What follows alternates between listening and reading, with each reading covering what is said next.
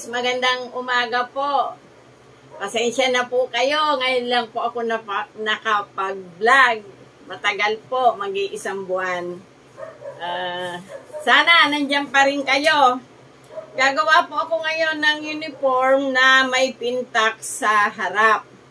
Ngayon, ganito po yung gagawin ko. May tela po ako dito. Ang width po nito ay 60. Yan, tapos ang kanyang length ay 22. Dapat po ang length nito 20 lang, kaya lang nag-a-allowance muna ako.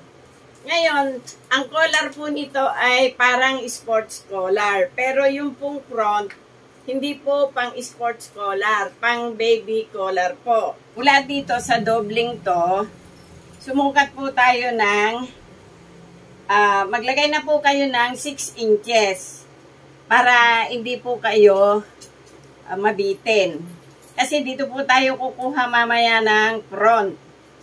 Ngayon, mula po dito sa 6 inches, sumukat po kayo ng 1 inch.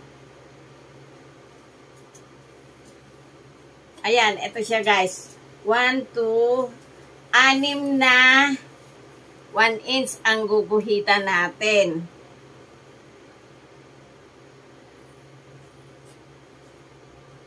Kasi ang pintax po nitong damit na to ay 3. Kaya 1, 2, 3, 4, 5. Kulang pa po tayo ng 1. O, yan guys. Ngayon dito, gupitan nyo po ng konti. Kaya nga po may allowance tayo na 2 inches. Kasi dahil po dito sa gupit na to. Para po sigurado tayo na doon talaga papatak yung fold natin. Doon, kumuha tayo ng 6 inches. Dito, ganun din. Pagdating dito guys, ganun ulit ang gagawin natin. 1 inch, 1 inch. O, ayan. 1, 2, 3, 4, 5, 6. Ginupitan natin yung kabila kanina. Dito, atin din pong gugupitan ng konti. Para maging katapat siya nung kabilang dulo. O, ito guys. Bali ang mangyayari dito, ito yung pinaka-front natin. Dito natin kukunin mamaya yung back. Bago natin tahiin itong pintax niya, paghiwalayin na natin. Oh, ito na siya guys. Oh guys, ito na yung ipi-pleats natin. Ayun yung kabila. Kailangan magkaharap agad sila para hindi kayo mahirapan mamaya pag tinabas natin para sa front. Tapos guys, ang kukunin nating shoulder, ayan dito ay 7.5. Ayun. Tapos, ang pinaka neck natin, 3 inches. Ngayon, dito, 3 inches dito, dito sa pababang ito guys, kumuha tayo ng 4.5. Yan.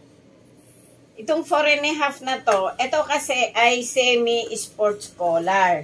Hindi natin pwedeng bilugin. Ang gagawin natin ay medyo patulis paakyat doon sa 3 inches. Ito siya guys. Ngayon dito, bumaba kayo ng 1 inch. Tapos ang sleeve nito guys ay 18. Kaya dito tayo sa 9. Yan. Tapos, ang body nito guys ay 38. Kaya dito tayo sa 9. Ngayon, mag-allowance tayo ng half inch kasi yung front mamaya magpapatong ito dahil sa butones. Kaya dito tayo sa 9.5. doon guys, sa 9.5. Ngayon ito, i-divide nyo sa 3, yung 9 inches. Nasa wrong side naman po tayo, tsaka lapis po ito. Dito, pumasok kayo dito kasi uniforme po ito, half inch lang po ang ipapasok natin. Pagka po dress, pumasok kayo ng 1 inch. O, ito siya. Ngayon guys, dito may allowance pa din, kaya ang gupit natin, papunta doon sa kilikili. O, eto ngayon. Ngayon ito, yung binaba yung 1 inch doon, mula dito sa shoulder, gupitin na po natin. O, eto na yung pinaka-front natin. Pagka po kumuha kayo ng back, ito po kasi naka-fold na. Ipantay nyo po ito, itong front, ipantay nyo dito sa naka-fold na to na back. O, ayan siya guys. Pag naipantay nyo na, dito guys, mula naman dito, sumukat kayo ng 4 inches mula doon sa kinunan natin kanina. Iakyat nyo ng konti doon.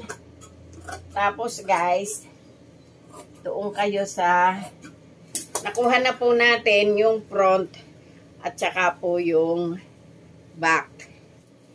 Tapos guys, ito yung sleeve natin. Yung sleeve natin ay 18. Kaya kuha muna tayo dito ng 9 inches. 9 inches. Tapos hanggang dito sa baba, gumuhit din kayo ng 9 inches. Tapos ang haba po ng ating sleeve ay 10. Ngayon, yung 9 inches dito, mula doon hanggang dito 9 inches, bumaba kayo ng 4.5. Tapos dito guys, 4.5. Ngayon dito, itong 9 inches, idikit nyo doon, tapos i-roll nyo ito pababa hanggang doon sa 4 inches and a half na kinuha natin.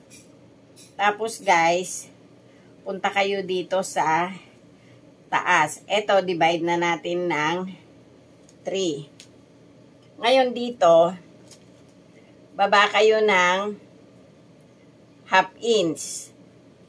Dito, tumaas kayo ng half inch. Yan. Ngayon, ang open ng sleeve nito guys, kasi pag estudyante, lagay lang natin sa 7. Yan. Tapos guys, yung 7, i-connect nyo dito. Wala na ning.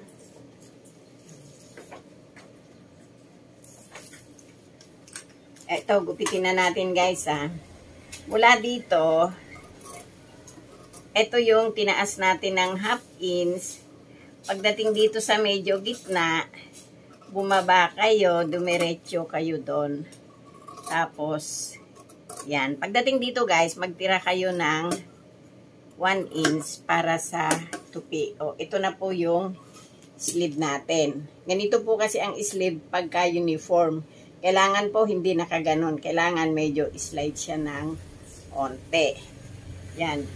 Pagka collar, eto guys, sukatin natin yung neck natin. Yan, 3.5, bali 7 inches. Tapos, idagdag natin ito, 18 inches. 17 lang ang kunin nyo. Ang size ng collar natin guys ay 3 inches lang. Yan. 3 inches. Ito 3 inches din. Tapos 17, bali 8.5. Dito kayo magsukat ng 8.5 sa ibaba. Tapos dito sa taas guys, maglagay kayo ng 10. Ito, tabasin natin yung collar. Mag-allowance kayo ng 1/4. Yan. Tapos, umakyat po kayo doon. Yan. Kasi, itong ano na to, blouse na to ay semi-sports collar. O, ito na yung collar natin. Tapos guys, ito may paha kasi ito. Ang paha nito ay 38. O, yan. Ang finishing ng paha niya ay 36. Kaya kumuha tayo ng 19 by 2 ay 38. Tapos guys, ang lapad ng paha natin, kung ano yung lapad ng collar nyo, yun din ang lapad ng paha nyo. 3 inches po ang paha natin. 36 na 3 inches. Kaya lang po nagsobra tayo kasi para yung pagtutupian sa allowance.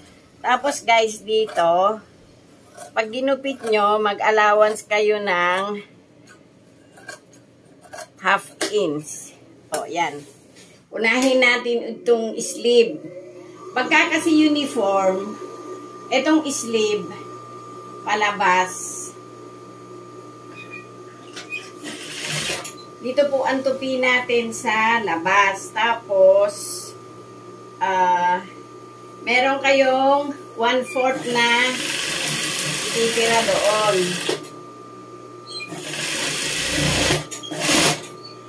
Oh, ayun siya guys.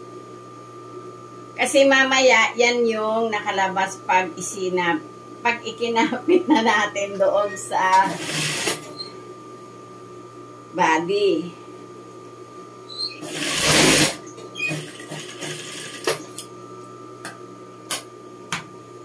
Pag gumawa kayo ng sleeve, ayan, eto guys. Pag natapos nyo nang gawin, eto, tabasan nyo ng onti yung sleeve nyo. Kasi, nagmumove po yung tela natin. Lagyan natin ng 1/16 yung pinaka facing niya sa harap.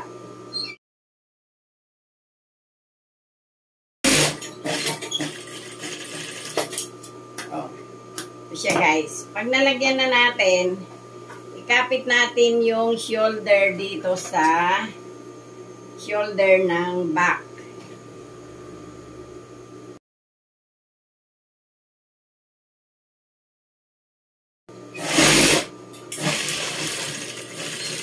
E-edging ko muna yung shoulder. O guys, na-edging natin yung shoulder. Kunin nyo yung gitna ng back. Collar muna po tayo. Tapos, sukatin natin ulit. Yan. Sukatin natin ulit. O, dito tayo sa 9 inches. Pagdikitin nyo na po ito,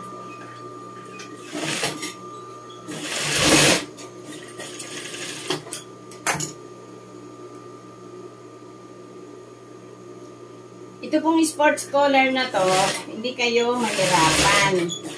Kasi ito po yung sports collar na maglalagay po tayo ng bias.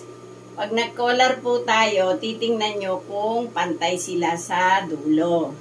Ngayon, pag pantay guys, dito, buuin na natin.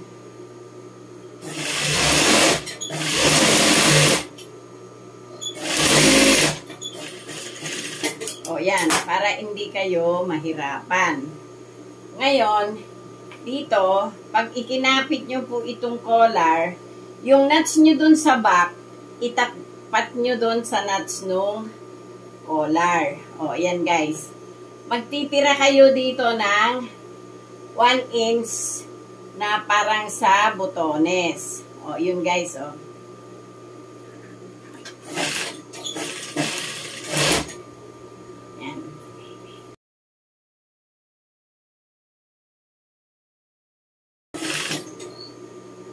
eto, ipofold na po natin pabalik. O, ganun lang po kasimple. Tapos, lalagyan po natin siya ng bias. Eto guys, babayasan natin. Pag nagbayas kayo, paabutin nyo doon sa dulo. Kasi pag hindi nyo po pinaabot, pag nag-uhalis mamaya, bumabaliktad po yun. Kaya dapat abot po siya doon sa dulo. O yan guys.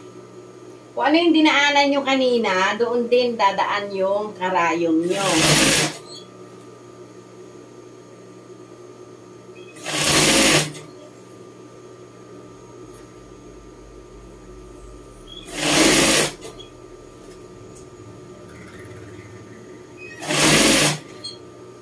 So, ito na tayo dito guys sa dulo. Pagdating dito, ipantay nyo talaga siya doon. O.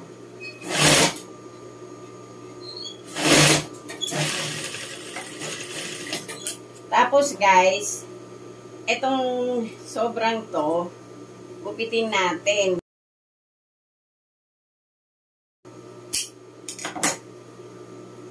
O, ito na guys, idapa na natin. O, ito, i-fold nyo lang siya papunta dun. O, ayun o. Pag hindi kasi natin pinaabot doon, malambot ito, gumaganon. Kaya dapat abot doon yung bias nyo para meron siyang suporta.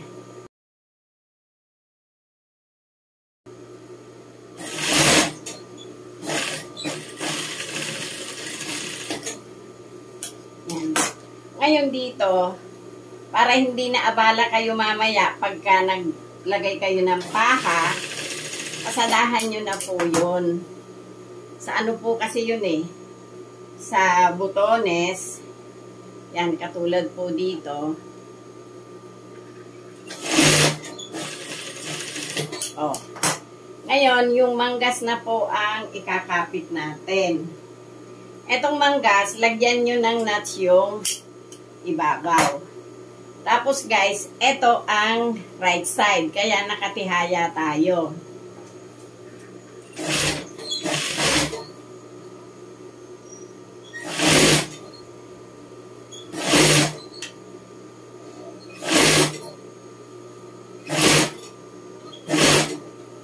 Ayun guys, oh. Eksakto tayo sa itaas na yon.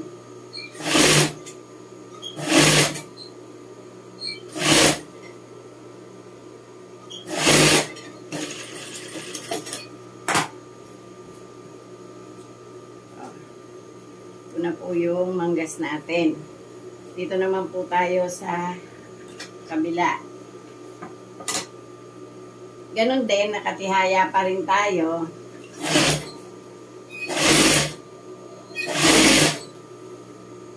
Tapos, yung tahi dito guys, sa likod lagi ang paling.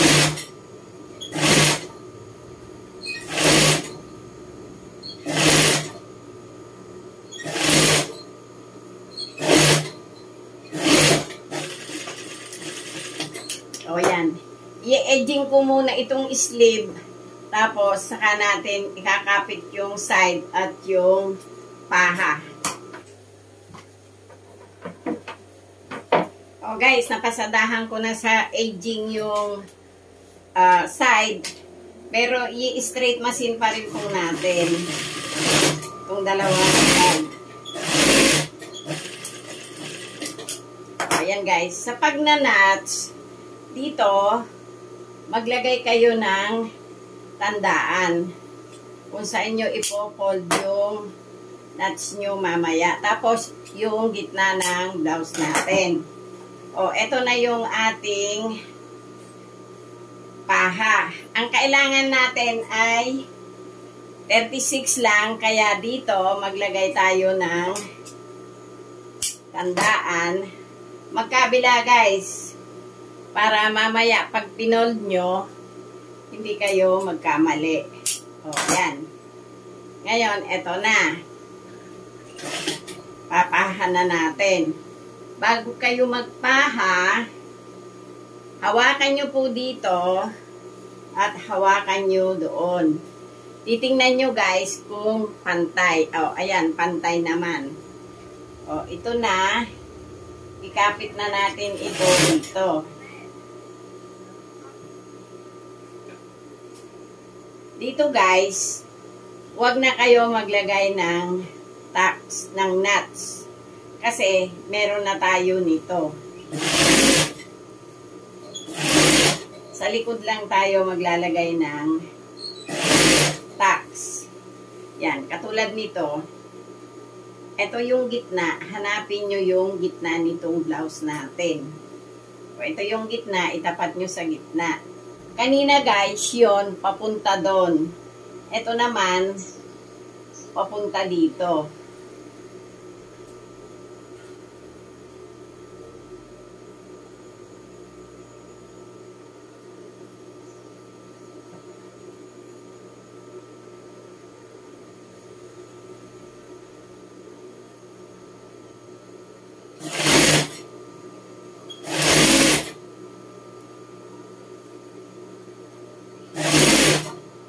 Oh, ito guys, oh. Sakto lang tayo doon sa nuts natin.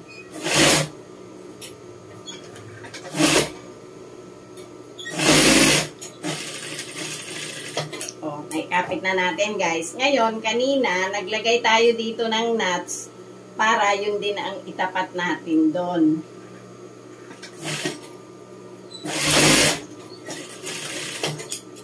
Putulin nyo yung kabilang ganito.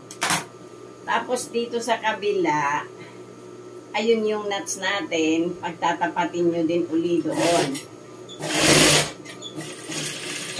O, yung kabila, pinutol nyo. Dito naman, sa lalagyan ng botones, huwag nyo pong putulin ito. Kasi in case na medyo lumusog yung magsusuot, pwede po siyang paluwagin. O yan guys. Ito kasi, ito yung sa buton. Kaya, dapat hindi siya ginugupit. Ngayon dito, o yun o. Ito na siya guys o. Yan. Idapa nyo palabas.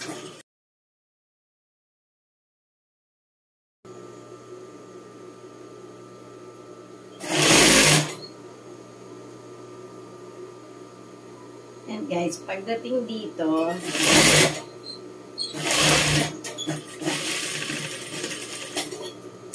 oh, ngayon, babalik tayo dito. Dito po kayo uli magsimula sa loob para po hindi masagwa yung dadaanan nyo. Yan. 116 yung pasada nyo dito. Dito, 116 din.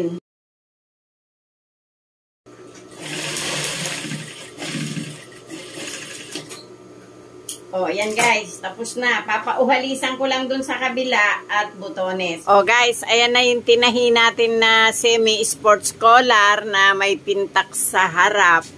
Oh, yan. O saan na nakuha nyo yung technique kung paano siya gawin. May necktie po ito at ang skirt po nito ay checkered. Kaya lang po, gumawa lang muna ako ng blouse. Pagka po nagpagawa sila ng skirt, pakikita ko rin po sa inyo kung paano nyo gawin. O, ayan. Thank you sa mga nanonood at salamat po sa inyong lahat.